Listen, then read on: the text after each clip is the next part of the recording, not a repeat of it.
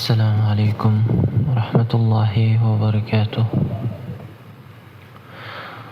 Shu kungacha ko'p hayotimda ba'zi bir qiyinchiliklar o'tdi. Haliyam o'tyapti. Alhamdulillah, qiyinchiliklarga bardosh bersak, oxirida inshaalloh yengillik bilan qaytaradi Alloh taolo. Ya'ni fa inna ma'al usri yusra, albatta qiyinchilikdan keyin yengillik keladi. Shunga qarab biz ham harakatda davom etyapmiz, alhamdulillah. Shu paytgacha men o'zim hozir Toshkentda yuribman. O'zim Samarqandlikman. Yolg'iz yashashlikni plusi ham bor ekan, minusi ham bor ekan. Ko'proq depressiyaga tushib qolasiz yolg'izlikda.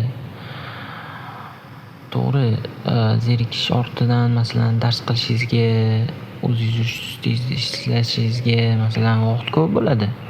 Lekin bitta depressiyaga kirib ketasiz. Undan chiqib olguncha ancha-muncha narsa vaqt o'tib ketib qoladi. Kunlar ham siz kutmagan tarzda, siz qaramagan tarzda masalan o'tib ketib qoladi. O'shaning uchun menga to'g'ri kelmadi. Va sizda masalan borlig'ingiz, oilangiz bo'lib turgan joydan siz shunaqangi chiqib ketdingiz va siz neobычный holatga tushib qoldingiz. Ya'ni o'zingizga noqulay holatga, sharoitlarga tushib qoldingiz. To'g'ri, inshaalloh yaqin kunlarda natija kutinglar dedim uydagilarga. Yaqin kunlar inshaalloh oz qoldi. Ya'ni kelaman, kutaman degan ma'noda bu narsalarni mana shu YouTube'ga joylab qo'ymoqchiman. Albatta men sizlardan obuna bo'linglar yoki like bosinglar deb so'ramayman. Chunki men hozirgi kunda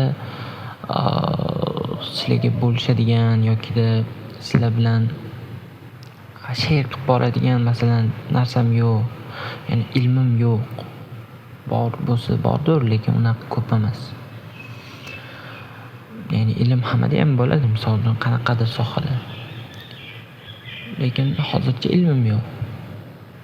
Inshaalloh, lekin men va'da berib aytolmayman. Inshaalloh Allohning izni bilan men mana shu ilm olib sizlar bilan bo'lishishga inshaalloh harakat qilaman. Nima uchun ilm olish kerak o'zi desa, bizning aqidamizda, bizning o'sha dinimizda aytishadiki, nima uchun Qur'on o'zi yodlanadi? Qur'onni o'qib unga nima deydi? Uni o'qib, uni boshqalarga o'rgatadiganlar sizlarning eng yaxshilaringiz deganda. Dinimizda ham maqtilgan sifat, ya'ni ustozlik, o'qituvchilik bu juda yaxshi bir sifat degan bo'ladi. Ya'ni uncha joyda topilmaydi. O'shaning uchun men ham o'sha ustozlikdan ketmoqchiman. Hozirgi soham vashi boshqa. Masalan, o'zim ham iqtisodiyotda narxozda o'qiyman. Lekin bu sohadan meni ko'nglim to'lmayapti. Ya'ni to'g'ri, mana shu 4 yil men bekorga yuramanmi deb o'ylayapman-da. Mayli, soham yaxshi, o'zimga yoqadi, boshqadir, lekin kelajakda bo'lishi mumkin. Lekin 4 yil ungacha yuramanmi shunaqa qilib. Anaqasi bilan prosta ungacha deb o'ylayapman-da. O'shaning uchun ingliz tili kerak ekan. Ya'ni ertaga ingliz tilini o'qisam inshaalloh, ya'ni ingliz tilidan bironta bir sertifikatlarni olib, xudo xolisa yaxshi natijalarga chiqib olsam, xudo xolisa o'sha accounting yo'nalishida ketaman. Va bu borada sizlarga ham ilmlarimni ulashib boraman inshaalloh. Shunaqa kelajak hali oldinda, lekin hozirgi kundachi masalan 3 yil yana qoldi. 3 yil ichida men o'ynab yuramanmi? Shu paytgacha vaqtimni nima deydi, ketkazib qo'ydim-da. O'shaning uchun men ketgan vaqtimga nima deb javob beraman hozir? Nima? To'g'ri, ilm olgandirman, lekin bor potensialimdan foydalana olmadim. O'shaning uchun maqsad maqsad nima desa bo'ladi? Bu YouTube bu narsalar masalan yo'q. Qancha odam bo'lsa ham masalan ilmimni bo'lishaman inshaalloh. Faqat ungacha o'sha ilmni olishim kerak. Va bu tarixga muhrlanish uchun mana shu videoni oldim. Hozircha menimcha qilganiga foydasi yo'q. Ya'ni like bosib bir narsalar qilib o'tirmaydi. Qachondir men bir jo'stga qilib chiqaraman. O'sha qachon emas, o'sha natija olganimdan so'ng. Ya'ni hozirgi kunda ko'pchilik masalan natija qilmaydi, IELTS hech narsa olmagan, lekin o'zicha aql o'rgatadi, bir narsalar qiladi. Tushunib bo'lmaydi. To'g'rimi? Yoki Qur'on haqida gapiradi-yu, lekin Qur'onni yodlab bo'lmagan. Ya'ni o'zimda ham o'sha narsa. Shuning uchun Qur'onni ham o'qishni to'xtatib qo'ydim. Ya'ni atrofga bunaqa chiqarib bir narsalar tashlashni to'xtatdim. Bu menimcha o'zimga juda ham bir plusga ishladi. Ya'ni bu social media bu narsalar masalan bunaqa olamdan chiqardi meni. Alhamdulillah bunga men Allohga hamdlar aytaman.